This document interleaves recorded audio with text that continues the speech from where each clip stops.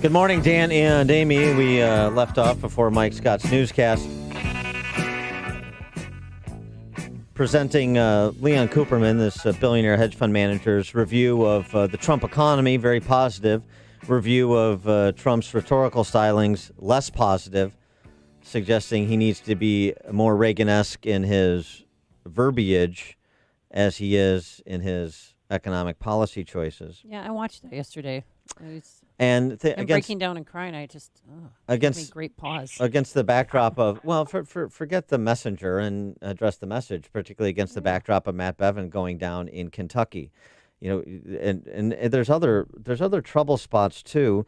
A friend of mine out Pennsylvania way pointing out that in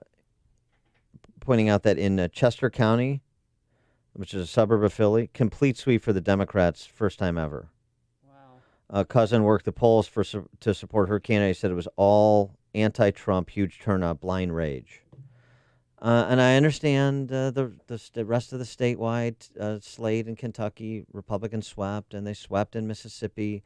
And we're not to read too much into these things, but there are some hints that suggest, and not to mention polling data, that suggests that, you know, a little modulation, a little bit more of the time would do a lot of good. Well, I was polled the other day, and they asked, "Did you vote for Trump?" I said yes. Then they asked a list of questions, and the last question was, "How do you feel about President Trump tweeting?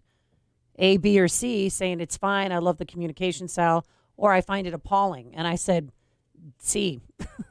I think it's too much. Here's the thing, and I don't want to present a false choice. That's what the D.C. press corps does. There's a good piece in the Federalist by a woman named Saritha Prabhu, who is a immigrant. 10 reasons I like Donald Trump from a female former Democrat immigrant. Okay. One of them, by loudly questioning everything in his unorthodox way, he has made us re-examine many things: our bloated bureaucracy, some of our egotistical federal civil servants, and so on and so forth.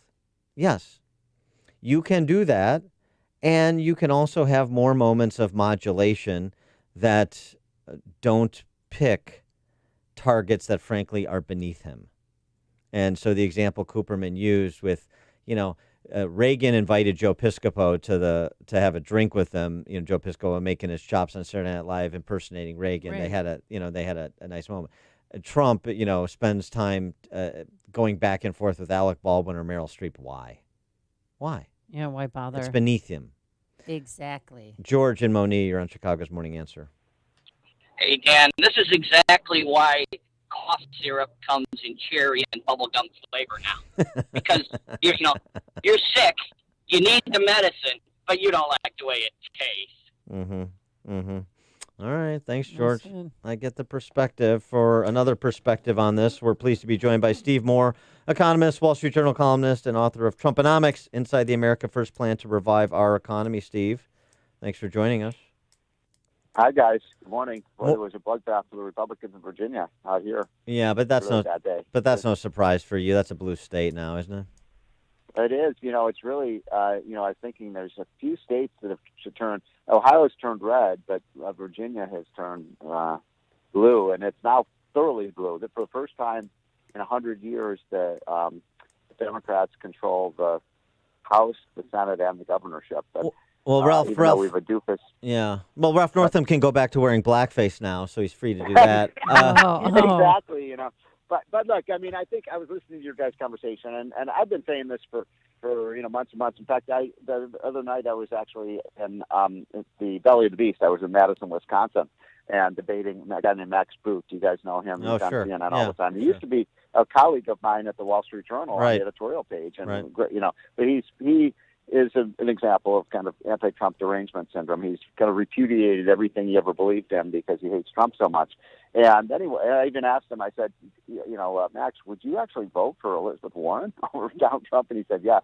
But in any case, the point I made throughout this debate, because we were debating Trumpism, I said, look, this election is very simple. If people vote on Trump in November of next year on the basis of whether they like him, he's going to lose. He's going to lose.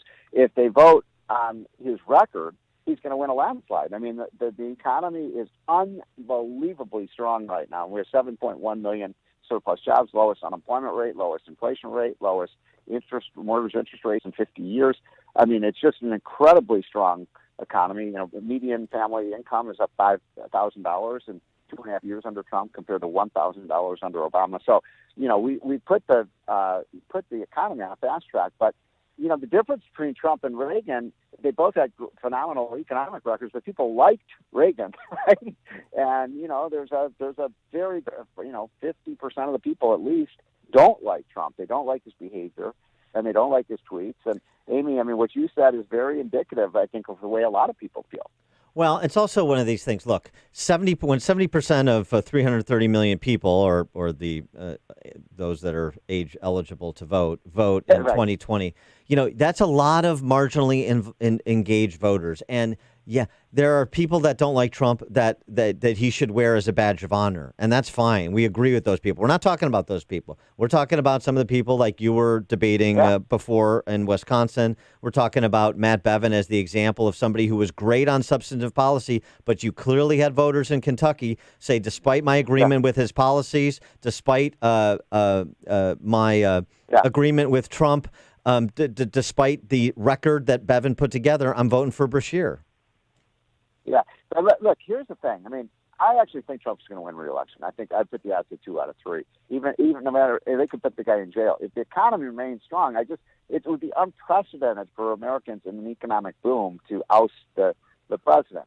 Now, the point I would make about this is that I do, in some ways, Trump is like Obama. I mean, in this sense, Obama every year between 2009 and 2016. The Democrats lost everywhere. I mean, they got crushed in 2010. They got demolished in 2014. But when Obama was on the ticket, you know, the Democrats kicked butt, right? And because Obama turned out voters like no other candidate in a long, long, long time. Trump has that effect. I have faith that the deplorables and deplorables are going to turn out big time for Trump, and they don't turn out for, you know, these midterm elections. But with Trump at the top of the ticket, I still like his chances.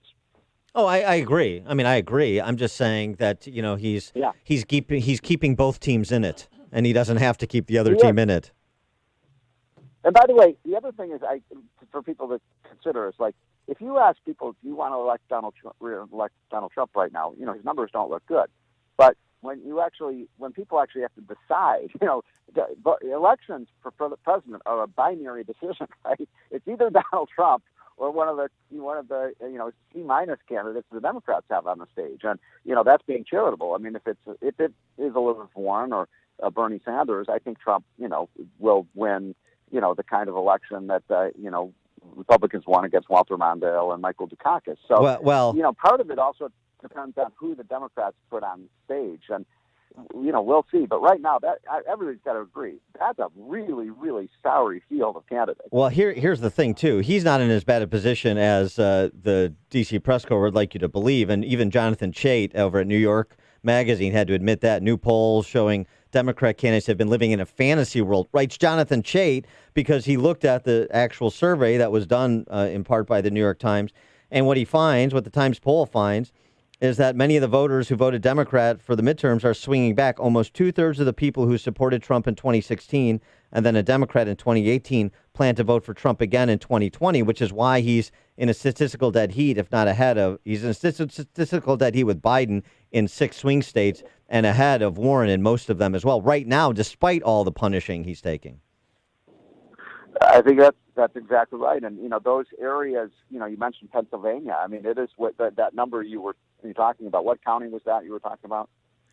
Chester County, outside of Philadelphia. Yeah, that's a must-win county, obviously, for Trump. I mean, you know, there were counties like that. I mean, my favorite example, this is to pick one at random, Green Bay, Wisconsin. I mean, Green Bay, Wisconsin is a county that Barack Obama won by 53 to 47. You know, against who's that idiot from Massachusetts that the Republicans put up against Obama? Oh yeah, Mitt Romney. But Trump won that district like 60 to 40. That's working class, blue collar America those are the, and by the way, a lot of those people are union workers who voted for Trump. All the union leadership is against Trump, and about half the union members, except for the public sector unions, as you rightly point out, 98% of public sector unions are against Trump. And by the way, he should hold that as a badge of honor. Steve Moore, he is Wall Street Journal columnist, economist. The book, Trumponomics, Inside the America First Plan to Revive Our Economy. Steve, thanks for joining us. Appreciate it. Trump is going to win. You heard it first here on the Dan and Amy Show. There you go. Right. Thanks, Stephen Moore. And he joined us on our turnkey.pro answer line. Listen to Dan and Amy on your smartphone. Download the AM 560 mobile app today at 560theanswer.com/mobile. Balance of nature. Changing the world, one life at a time. Scientific research has shown that many cancers and lifestyle diseases can be prevented with a diet rich in fruits and vegetables. This prevention comes